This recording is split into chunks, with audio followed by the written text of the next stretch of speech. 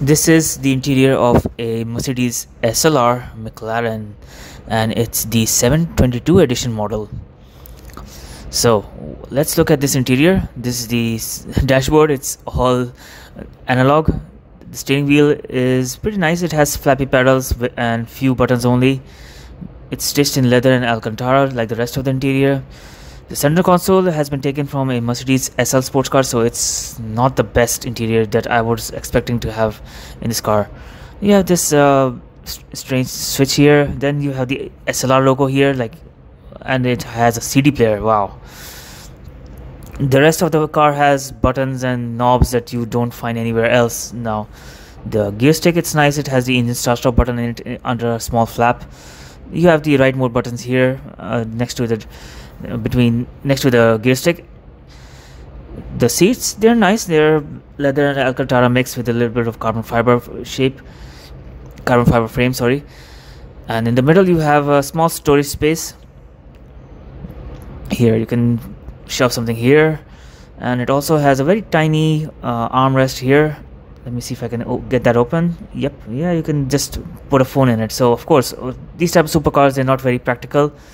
The doors open upwards, so it doesn't have any pockets. Of course, that rod of course keeps it open. Now let me just step out and show you the rest of the interior.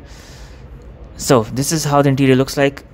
The only problem is that it looks a little dated than it actually is. So let me close that. Oh wait, I'll close that later.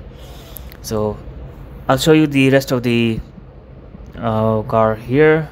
Actually, it just came into the showroom, and that's why it's here at the back door, and it's a tight fit. It's a very tight fit. Let me just try to get the best angle to show you the whole car. Yeah, I guess this will do. So what's the difference between this and the 722 model? Well, it has black headlights, plus it has a little more power. It now makes 650 horsepower. Then of course there's the front splitter that's made of carbon fiber. That's much bigger than the regular SLR. The wheels are also different. They're much bigger and they allow more air to cool the brakes. And of course the design features of the SLR are still there. The side grills and the exhaust pipes here. I like that feature. So you know, I grew up with this car, and that's why I love it. It's, you know, one of the entry-level hypercars, you can say, of its generation. Those are the taillights. Those are absolutely beautiful. I still remember the first time I ever saw an SLR. It was also silver, but not this silver. So let me close that. Okay. So the only problem I have with this car is the interior, and it's a bit outdated, but the rest of the car, I still love it. Let me try to show you the rear properly. Oh, great, I'm stuck here. Okay, I guess I'm going to have to just squeeze through the cars. Okay, squeezing through. Right, let's look at the rear.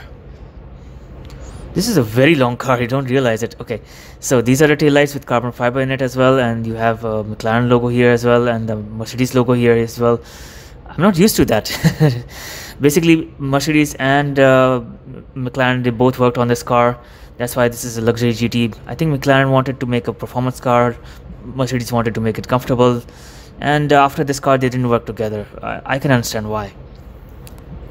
Speaking of McLaren, I also have the McLaren Elba video from the showroom. This is VIP Motors. They are one of the biggest luxury car owners here in the UAE. So have a look at my channel. I'm sure you're going to love my videos.